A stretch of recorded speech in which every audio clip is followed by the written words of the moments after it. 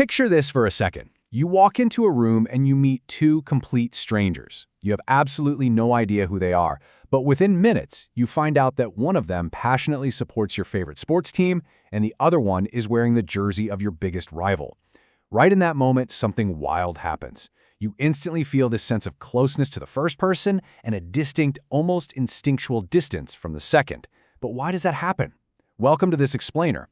Today we're diving straight into a fascinating, deeply ancient psychological mystery, why you can instantly connect with a total stranger but immediately isolate a rival. We see this rapid us versus them division everywhere in our modern lives, right? It's in politics, religion, nationality, even the corporate brands we buy. It's a phenomenon that totally dictates our relationships and our society. Well, today we are going to unpack the evolutionary neurobiology that makes us blindly defend our groups. Because here's the secret. The answer isn't modern culture. It's actually deeply rooted in something much, much older.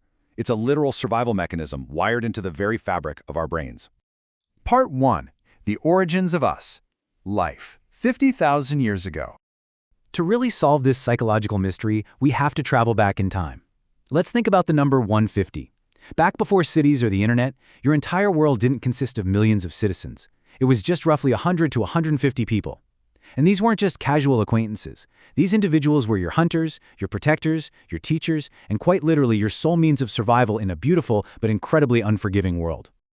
The reality of that era was absolute. There was no safety net. If your tribe survived, you survived. If your tribe disappeared, your chances of surviving the winter or fending off predators plummeted straight to zero. Because a single human just could not survive alone, your brain actually evolved over millennia to treat the tribe as a literal extension of yourself.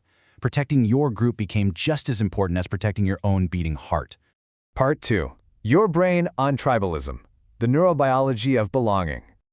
Think about it. Thousands of years ago, when a rustle in the bushes could literally mean sudden death, there was absolutely no time to carefully sit down and analyze every stranger you came across.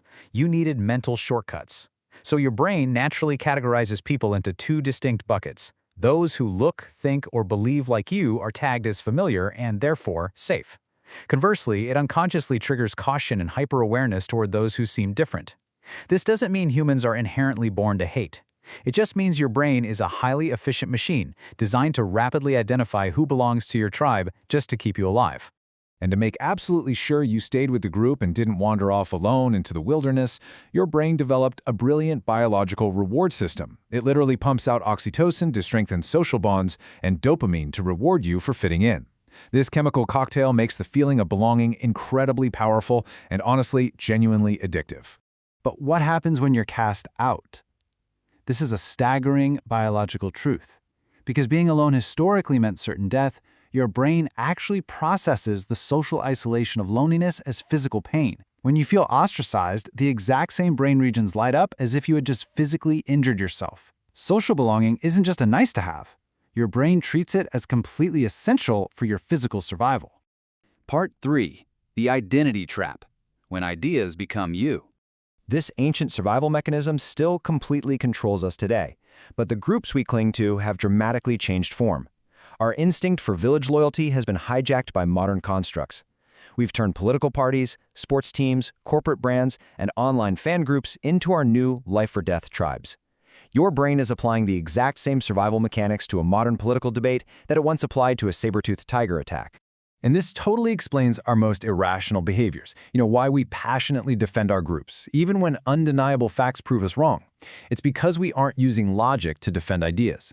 Over thousands of years, your tribe became woven into your identity. So our brain interprets criticism of our modern tribe as a physical, mortal attack on who we are. It reacts with intense emotion long before logic even has a chance to enter the conversation. Part 4. Tribes in the Digital Age. Algorithms and Amplification. If our brains were already hardwired for tribalism, the modern internet has weaponized it on a massive global scale.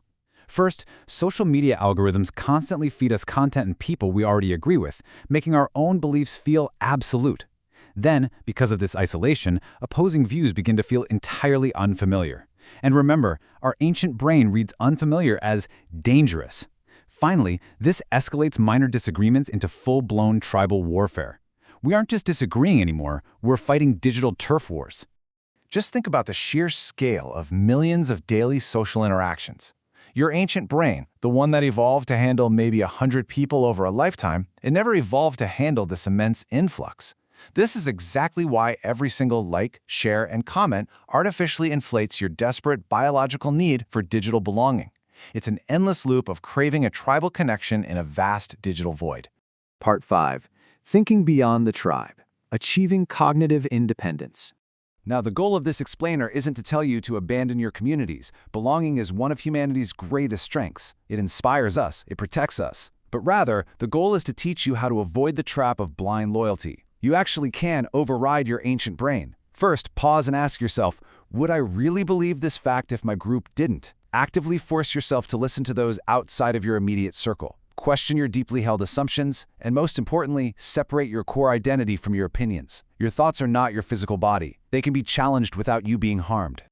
Changing your mind isn't weakness, it's growth. The smartest, most adaptable people in our society aren't the ones who blindly dig in their heels and defend their own tribe at all costs. No, they're the ones who recognize that true, profound wisdom comes from observing, understanding, and learning from every tribe.